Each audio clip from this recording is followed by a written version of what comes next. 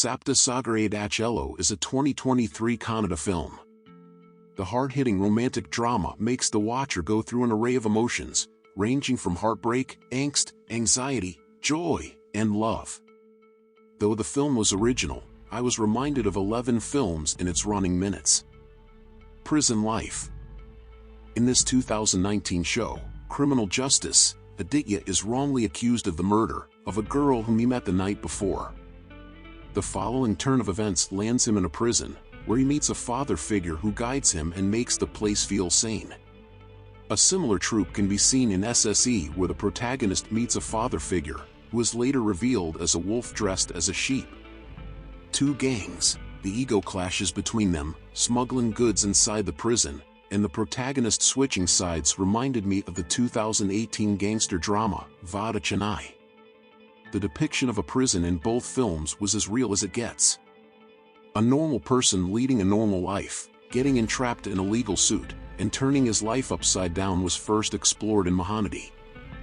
A peep into his lifestyle in prison, his conflicts and resolutions also seem to be a similar theme in both Mahanadi and SSE.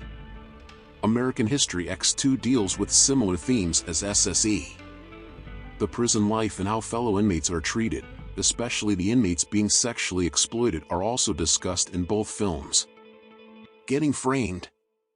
The entire angle of casually accepting the crime without realizing the consequences one might have to face once been through prison reminded me of Subramaniapuram. In Subramaniapuram, the men are emotionally blackmailed to accept the crime. They later realize the true faces of the manipulators who make no effort to bail them out. In SSE2, the rich man, in a way, manipulates Manu to accept the crime by instigating his need for money. I felt the rich man not bailing out Manu was where the story was heading, but it was not. The main plot of SSE is clearly inspired by the White Tiger. The boss kills someone on the road and flies from the place of crime, later only to convince their driver to take the accusation for monetary benefits. A similar trope can be seen in SSE, where the rich man's son commits the crime and the rich man convinces his driver to take on the blame in return for money. However, both stories end on a different tangent. Fida is a movie about betrayal and revenge. Jai falls into a financial trap, only to later realize that the person for whom he went on to sacrifice his life indeed betrayed him. I had a similar feeling when Manu made the decision to go to prison for Priya for their bright future. It made me feel, what if he goes to prison and Priya gets into a relationship with the rich man's son, and the entire side B story is of Manu exacting revenge. But that was not the case. Just like Fida, Sarika is framed by Karen as a scapegoat for his wrongdoings. Karen promises to bail her out to just ignore her, later turning her desperate to seek revenge. A similar story can be seen in SSE as well, where after the death of the rich man, the family does not put an effort to bail out Manu. The Next 3 Days is another film that came to my mind, where a woman gets wrongly accused of a crime she did not commit. How his husband plans a prison break and gets far from where they stayed forms the rest of the story. Other similarities.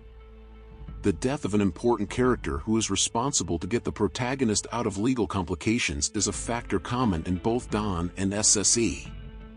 In Don, the character of Bowman Irani dies, after which, Vijay is on the run as the law is behind him.